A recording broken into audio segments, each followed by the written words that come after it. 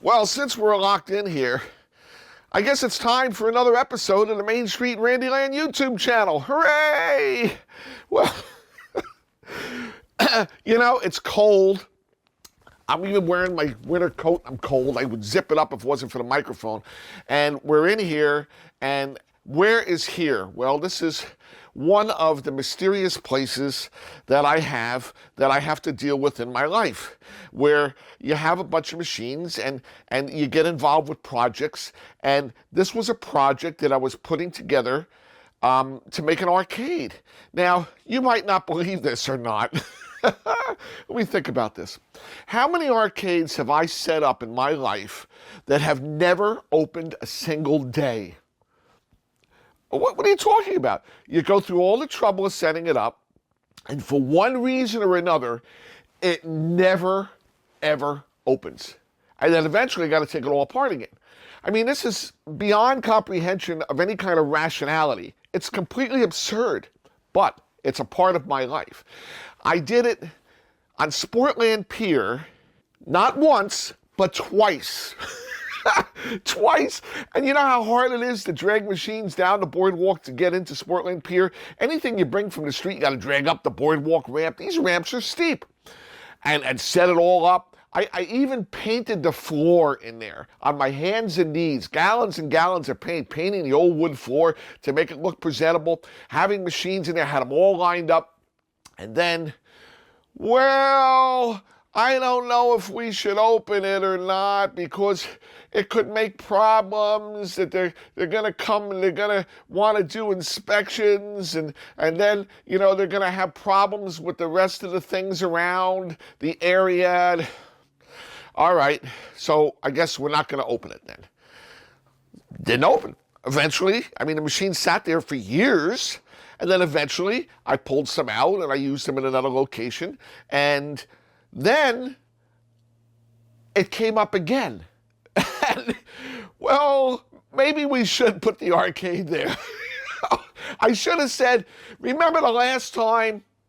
But no, I brought machines over, set it up all over again. At least I didn't have to paint the floor again. And then it never opened again. In the real world, none of this makes any sense, okay? But in the world that I have to deal with, this is not unusual. This is common occurrence. Now, then how many others were? Now, let's see. I set up my Woolworths building. In 1999, I bought that building, and I brought all that equipment in and set it up to be a retro museum arcade. Oh, it's not a permitted use. You can't do that here. You can't have an arcade license unless you're on the boardwalk. All right. I guess all the other arcades that are not on the boardwalk don't need a license. Okay, well, 26 years later, it's still not open. If I didn't own the building over there, I'd be really upset. You're not upset? Yes, of course I'm upset. But imagine if I was paying rent and went through that trouble and then couldn't open the store. That would be pretty catastrophic, wouldn't it? Well, when I lost the mall and the lease was pulled from me over there, I leased the building behind Woolworths. And it hadn't been rented since it had been built. It was like 3 storefronts on the front. And it's zoned, just like Woolworths, commercial entertainment. So the landlord there said, of course you can put an arcade in. I says, no, they said I couldn't. They went to the Planning and Zoning Board, and it was approved. And I went into the lease. I had a 2-year lease, and I had an option for like 5 more after that. I had a purchase option on the condominium stores. So I moved equipment over there, filled it up, lined it up. Guess what? 2 years I paid rent. It never opened. Never opened. Oh, well, it's a permitted use. Well, yeah, but, we want this. We want that. And so then the landlord did this, and the landlord did that, and then that wasn't good enough. So after 2 years of paying rent and not being able to open, I had to move it all out again. I mean, it's absurd. It's absurd. So that's 3 times right there that I've set up an arcade and never opened. And then there's this place. Well, I set this place up to be an arcade, and how many years am I here? Oh my God. Well, it's got to be close to 10, and it's never opened, not once. So that's 4. I could probably think of a few more if I really stretch the cobwebs and think of smaller locations that I've done or whatever. But this is in addition to all the places that I've set up that did open, okay? So I guess percentage-wise, how many locations have I been in? I had the Derby, I had the Fascination, I had Action Arcade. Those were in Keensburg. That's 3.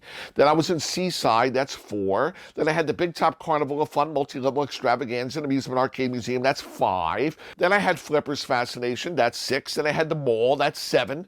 Now, where I am now with the Retro Arcade, the Tributes and Traditions, that's 8. And there's another one I'm working on also, which I won't go into, that for 3 or 4 years now, I own that property, and I brought all kinds of equipment in and setting it up. But, oh, you can't do this. Oh, you can't do that. Oh, you're going to have to stop. You're going to have to move out. So that's another one. So add that to the list. What is that up now? 6 people, 6 places I set up that I couldn't have? Well, I hope there's not going to be any more in my life. I'm getting too old for this shit. So be that as it may be, here we are in one of the secret locations. Now, this building, it had a problem that was one of the reasons that I really didn't push to open it. And the problem was that the roof was leaking. And it was leaking pretty bad. It really was. I mean, when it rained hard, there were areas that it just looked like a waterfall coming down into the building. And it wasn't just one area. I mean, the whole thing was susceptible to it. Now this has, if you look up, it has one of those corrugated metal roofs. Now these type of roofs are very common in commercial construction. And it's not a steel building. Okay, they make steel buildings. It's not a steel building at all. It's a masonry building, but it has a corrugated steel roof. Now on top of that, of course, is regular roofing insulation and, you know, outline membrane and all that stuff. And it's a pretty flat roof. Well, flat roofs are notorious for ponding and then roof leaks. And over the years, water would get under the membrane and it literally rusted the corrugated metal.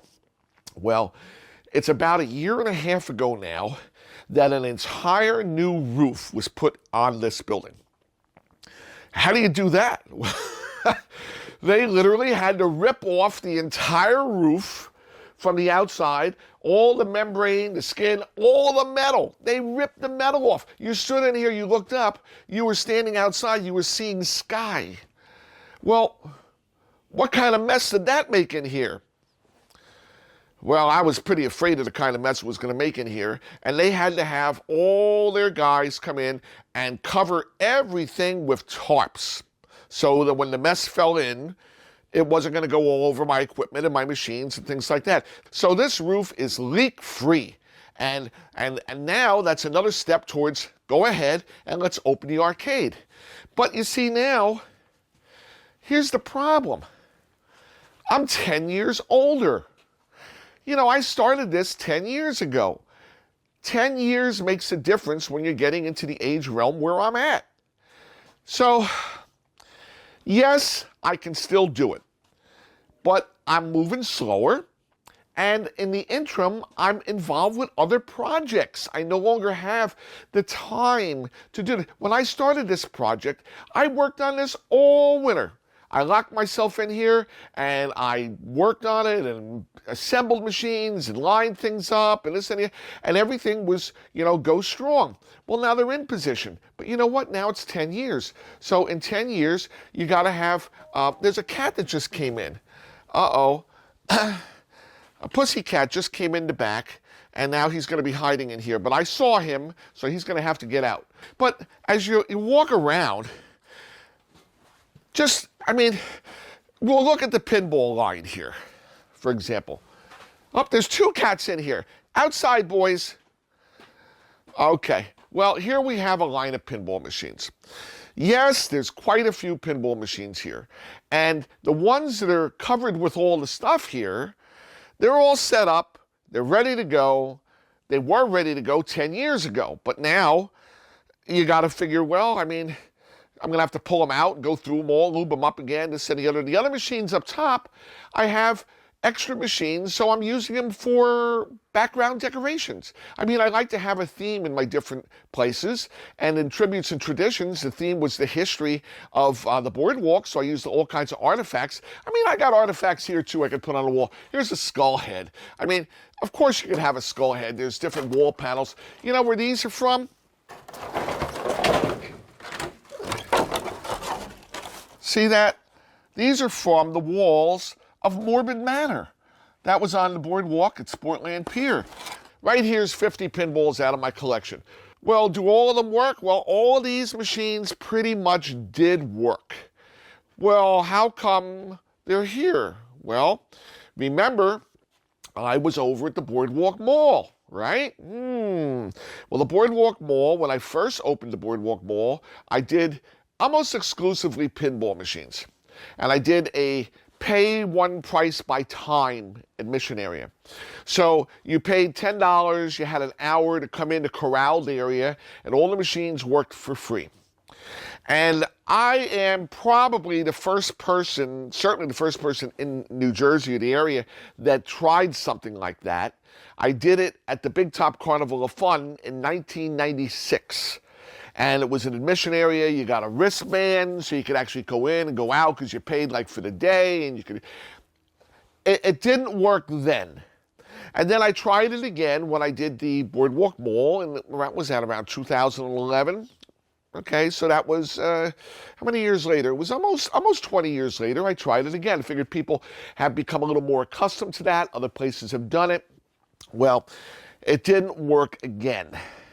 It just doesn't work in the application of the area that I'm in. Why doesn't it work? Well, you know, if there's one that's in a nearby town and they have an admission area arcade and you pay by time, you plan on going over there, you go over, you ride over with the kids, just like if you're going to go roller skating or bowling or whatever you're going to do go to the movies. You go over there, you pay your admission, you go in, you play your time period, and you go. And they usually offer alcohol, which is their big money maker. And if they don't have that, they're certainly going to have some kind of food or drink, and they're going to make money on that because they're not just making it on the admissions, that's for sure. The alcohol is where the real successful ones are in the money. So when you get these places that serve alcohol, is it an arcade that serves alcohol, or is it a bar with an arcade theme? It's really the latter, because their focus of money is on the alcohol sales, and that's why they're successful and they make money with these places with alcohol. But on the Boardwalk, that didn't work. First of all, they really didn't allow alcohol on the Boardwalk here in Wildwood until maybe like 15 years ago. So you'd have to go through getting a liquor license, which is difficult to get. They only have so many, and they're expensive. Not so in every other town. Every other town might have a restriction on them, but they're usually not crazy money like it would be down here. But people who come down to the Boardwalk are basically here with their family. And if they come to a retro arcade or a pinball museum, they're more thinking of the games than they are thinking of the drinking.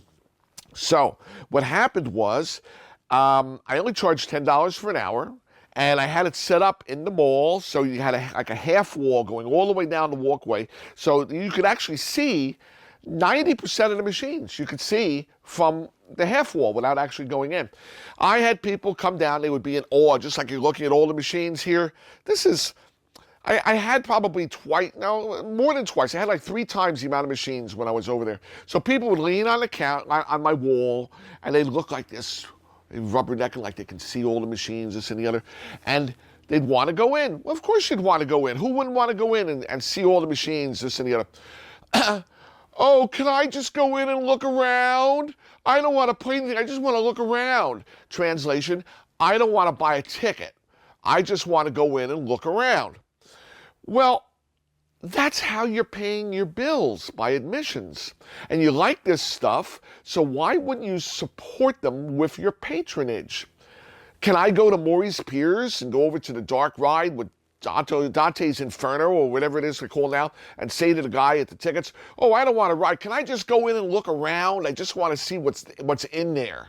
Of course not. Can I go to the movie theater? Oh, I don't want to sit and watch a picture. I just want to go in and look around. Well, you got to buy a ticket. Well, one after another, I had these people who didn't want to buy a ticket. And then what does that make me? I'm the bad guy because I won't let them come in without buying a ticket. Aren't I horrible? Well, you can see from what's here. That's not good enough. So I saw the resistance to pay $10 to come in and play the games. Oh, I just want to look around. Well, you can look, you can play, but if you don't want to play, tell you what, we'll do a half an hour for $5. $5 is nothing. You tip your waitress for your breakfast, just you, one person, you would tip your waitress $5. Well, guess what?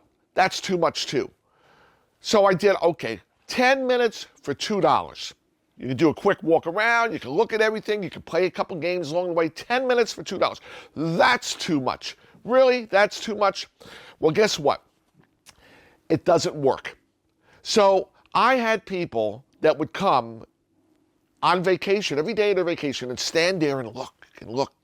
A father and a son, and when I say the son was probably 50. Oh, Dad loves these things. Oh, he would love to play. Who's stopping him from playing? Buy a ticket, that's what it's here for. They want to spend the money. They were there every day for a week because they were down for a week and he was going to gawk and look at the thing and I'm the big guy. Okay, and always asking me, can I just go in? All right.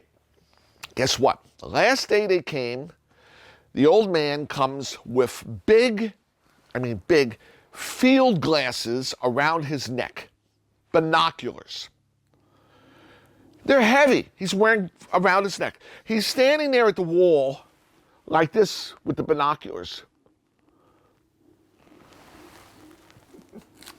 And I'm like, so I went by and I said to him, I says, what's with the binoculars?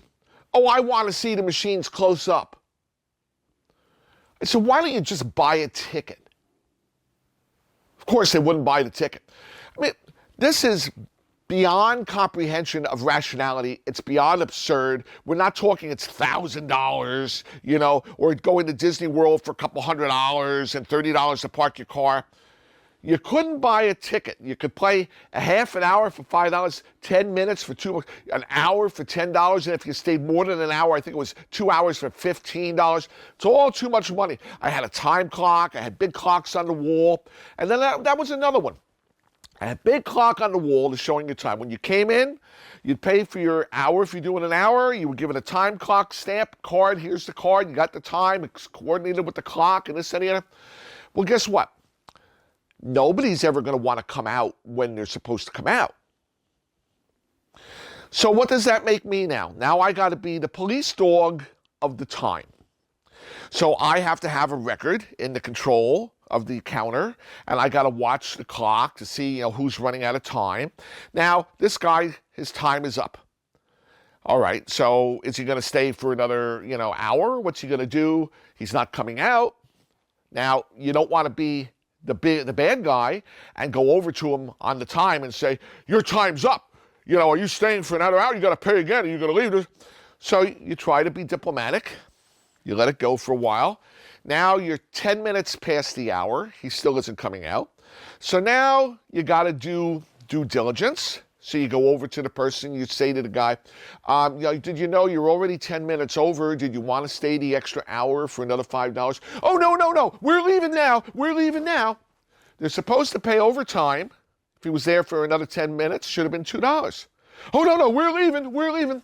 They all played the same game. Now, when I say all, I'm figurative. Would every single person do it? No. But a good portion of them did it. So then I got to be the bad guy to go over and tell them their time's up, and they're getting extra time. And I got to watch the clock, and I got to watch the names, and who's this, and try to identify who's what. Come on. That's not the way things work. In the real world, and when you go other places and it's the real world, you pay extra when you leave. You're responsible for your time. You got to check out through the turnstile. You put your card up. You pay the time. I remember when I was a highlight player, and we used to go to the practice courts, and you went over there, you paid by time that you were using the court. You'd check in, they'd stamp your thing, they kept it at their counter. When you came back, they stamped you out, they charged you for the amount of time you were using the facility. That's the way things work. But on the Boardwalk in Wildwood, didn't want to work like that because nobody wanted to pay to actually do what they're supposed to do. So how are you supposed to run your business? How are you supposed to pay your electric? How are you supposed to pay your rent? How are you supposed to pay your employees? And I did have employees at that time. How do you do anything? Well, guess what? You can't. You can't. So that didn't work. So after the first year where it was exclusive like that, I cut the area down by half the size. So I had an admission area, and I had a coin area. So if you just want to play a few coins or even just walk around for free, you can do that in the coin area. If you want to go in the admission area, then you buy your ticket and you go in and you play. Still had the same problem, same thing, except now it opened the door for all the freeloaders who didn't want to pay anything because they could walk around the coin area on the thing. The next year, the admission area shrunk again. More coin area. By the third year, there was no longer an admission area. I'm not playing that game anymore. Now it's all coins. So you want to come in, you want to just walk around, you want to be El Cheapo and just look and not even put a quarter in the machine, you could do that. But I did have my camera policy that when you walked down the stairs or came in the back door right in the middle of the walkway, it said, notice, no photos, no videos without prior written permission. We're not a photo studio. We're here for you to play games and enjoy games. Of course, they don't want to do that. They want to take pictures, but we don't allow pictures. That's our policy. So then I'm the bad guy because I don't want them to take pictures for free when they come in and they don't even play the games in the arcade, and I'm the bad guy. Okay, you know what? Then I'm the bad guy.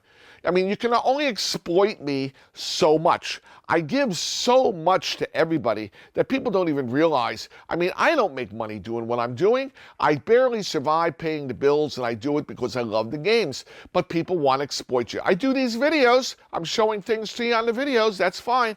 But you can't come into my store for the purpose of taking pictures. It's just not permitted. And I maintain that policy in the arcade I'm in now. Now, I'm lenient with it and respect that if you got your kids playing a game, you're taking a picture of your kid playing a game, you're taking a picture of your kid. They happen to be playing the machine, that's fine. But you're coming in taking pictures of the machines, I can't justify that. I'm not here for that. If you're doing it because you want to make a book, you want to do some commercial video, that's okay. Explain to us what you're doing. We'll decide if we want to be involved with that, how we're going to share mutually in the benefits of it, and we have a written agreement. It's called a release. So that's the real world. That's what you're dealing with. But unfortunately, we're not dealing with the real world with most of the people who come into the places. So here we have a lot of machines. And this all started, this big conversation started because I was saying, where did the machines come from? As I made more coin-operated areas in the mall, I've diversified more into different types of games other than pinball. So I started bringing in the rifle games, and I brought in the old mechanical driver games, and I brought in the classic video games and things along this line. I added the fascination. So I had less room for the pinball machines. So these pinball machines that are here were in use when I was at the Boardwalk Mall. So all of them were in functioning working order, unless something at the end of their era there had broken. I was waiting for a part. They didn't get to fix it before I pulled it out. I know of one machine down there that needs a part. Fine. Someday when I get around to it, I'll do that. But all these machines were plug in, ready to go 10, 15 years ago. So will they work now? Probably within reason, but you know, the gel of the lubrications gets hard and things don't move well. They got to be really gone over, you know, shopped a little bit, even though there's nothing major to it. They got to be gone over. So this is the realm, and this is the dedication and the life of being in the business. I said it a million times. People who follow me, they understand. I need a super Walmart-sized building to set up all the stuff I got. Because I not only have that many machines, but I have dark rides, I got bumper cars, I have a carousel, I have all these wonderful things that would go with this giant amusement museum and I don't have the space. And I can't get the space by trying to pay for the space with the coins that people would play in the machines. And certainly people aren't making, $100,000 donations, towards the campaign. It doesn't exist. So if you don't have the support of an arts or an education foundation through the state, through the federal government, something that would be able to run in perpetuity in a nonprofit organization manner. I could deed all the equipment to the foundation that runs it, so when I'm gone, it could remain for educational purposes. It's not going to happen. And the clock has been ticking for a very long time, and the clock is picking up speed and ticking. So eventually, I guess I will be gone before it happens. And then what happens? We like not to think about that. I know some people are just waiting for that, but that's not going to happen too soon. So we'll see what happens, and that's the way it is. And that's the story for today about bunches of pinball machines and the quest of operation and secret locations on the Main Street Randyland YouTube channel. Wasn't that fun? We'll see you next time, guys. Yay!